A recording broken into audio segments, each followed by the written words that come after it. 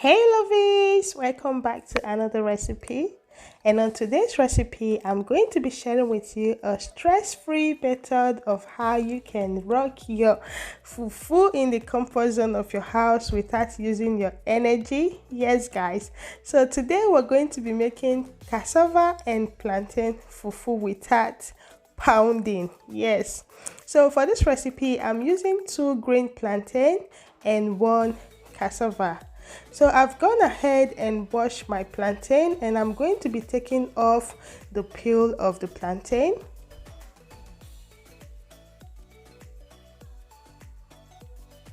So when I'm done peeling the plantain, I will also go ahead and peel my cassava, which is also known as yuca. So I've already washed the back of this cassava. I'll go ahead and take off the skin, which is very easy to do so.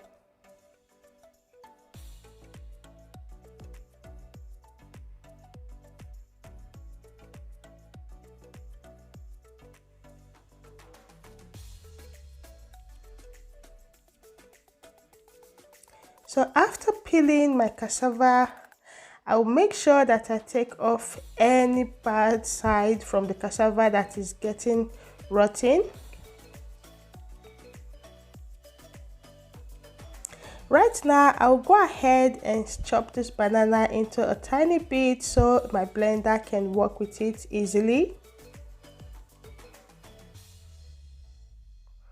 After chopping the green plantain, I will go ahead and cut the cassava and take off the inside of the cassava, which look like stick. So when I'm done taking that part off, I'll go ahead and also slice the cassava into a very tiny bit so my blender can work with it easily.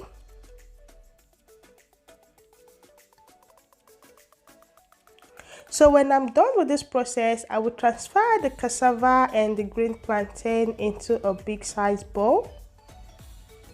And I will pour in enough water to rinse this, which I'm going to be doing in about 3 to 4 times to rinse it up properly. So when I'm done rinsing it, I will get my blender ready.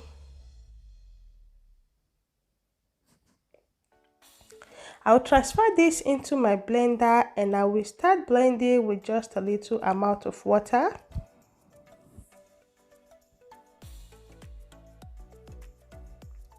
So I'm going to be blending the cassava and the plantain into a very smooth paste, like very smooth paste, because we don't want to be enjoying our swallow and getting some rough patch in our fufu. So you can see what my mix look like. It looks so smooth. That's what you want. I will go ahead and pour this blended mixture into my non-stick pan, and I will start stirring this on a medium heat, not on a high heat, because we don't want our fufu to get burnt here.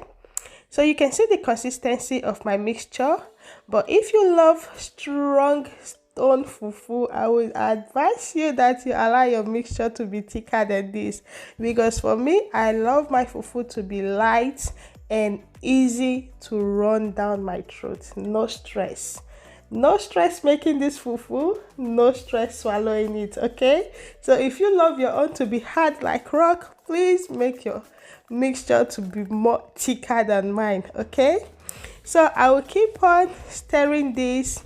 At this point, you can notice it's like getting a bit like rough. You don't have to be scared. The fufu is forming together. Just keep stirring and you will notice that your fufu is going to get cooked in no less time. Okay, so guys, thank you so much for clicking on this video. If it's your first time here, you are welcome to Lydia Isaac TV.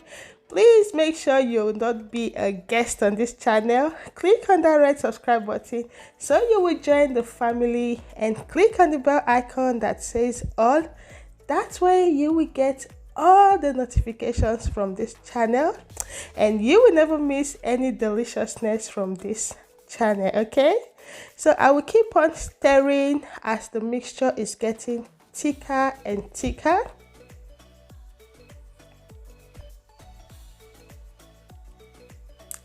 So guys, and also please do feel free to ask me any question on the comment section, as I'm always there reading all your comments and replying to all your questions, okay?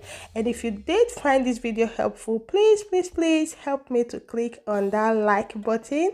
That way this video is going to get more views and more people are going to enjoy their fufu without pounding. So guys, at this moment you can see our fufu have formed effortlessly. Yeah, effortlessly. So you can see it have formed and it is light. That's why I said don't make your mixture to be very light if you love light fufu. So at this moment I will go ahead and keep on stirring this until it's well cooked. And right now you can see me adding more water into my fufu.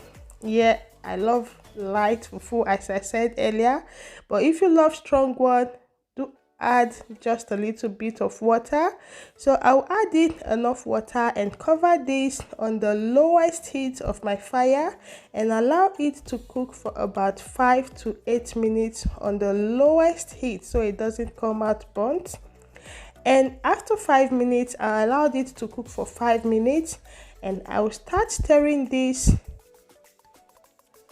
until all the fufu mix properly with the water and dries up.